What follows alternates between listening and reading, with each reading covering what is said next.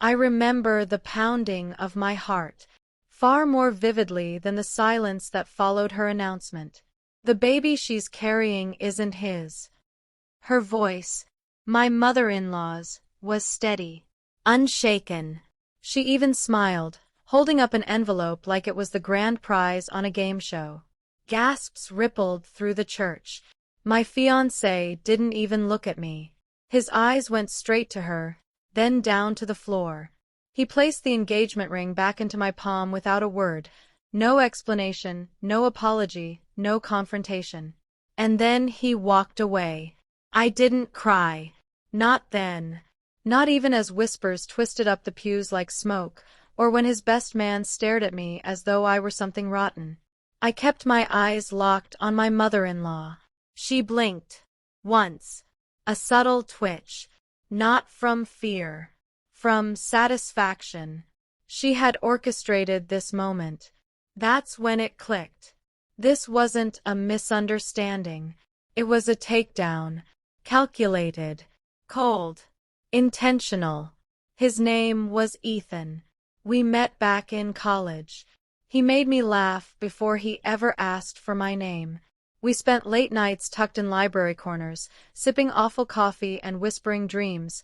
Kids, a house, growing old together. His mother never hid her dislike of me. Ethan always said she'd warm up eventually. I believed him. For years, I believed in a lot of things. But trust has a way of unraveling quietly.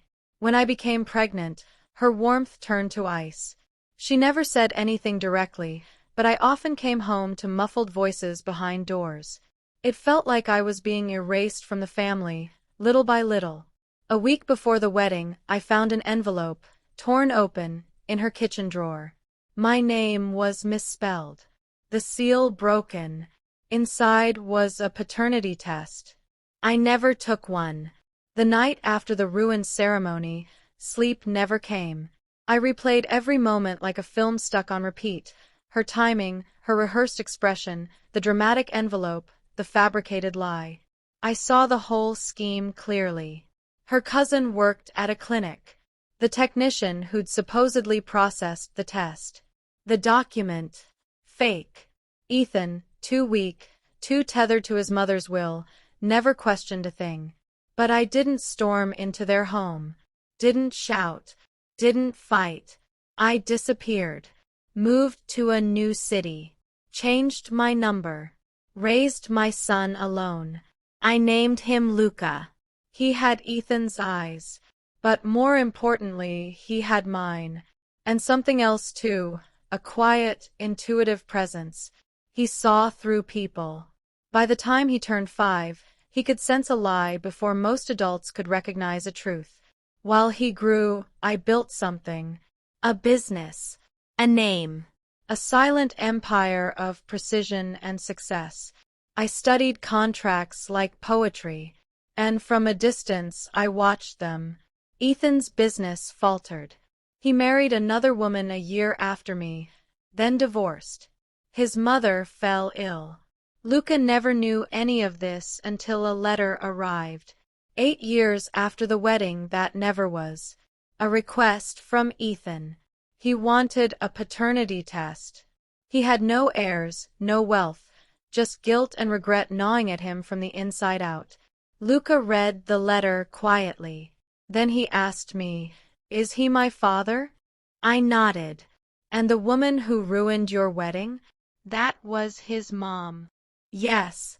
He paused, eyes narrowed. "Can I meet them?" The hospital room was dim and hushed, monitors beeping like slow, ticking clocks. She looked fragile, like the truth had eaten away at her. Ethan stood by her side, streaks of gray in his hair, time finally catching up. Luca entered first. 12 years old, sharp suit, calm and composed, he moved like a verdict.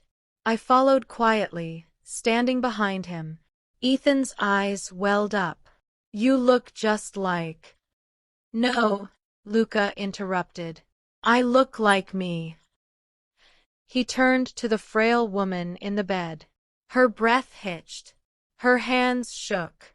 She opened her mouth to speak, but he raised a finger. "I know what you did," he said. "To my mother. I know you lied.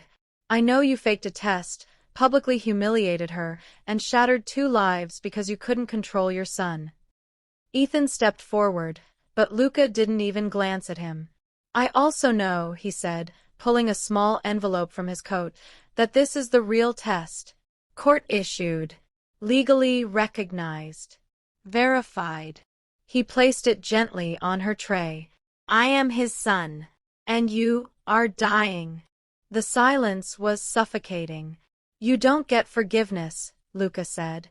"You don't get peace. You get the truth." He turned to Ethan. "And you?"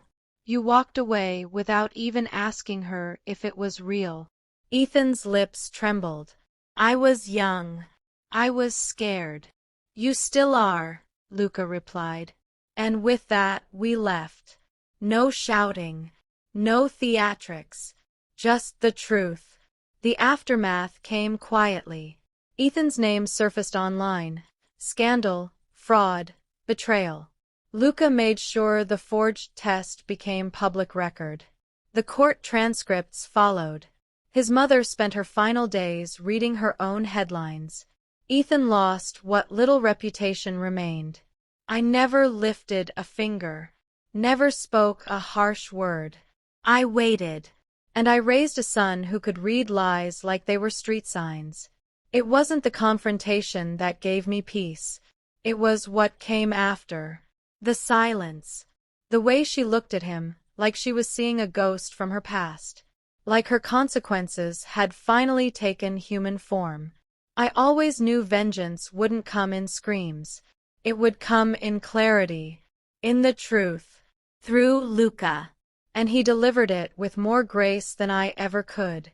She may have stolen my wedding day. But my son walked into that room and gave me justice with nothing but his name.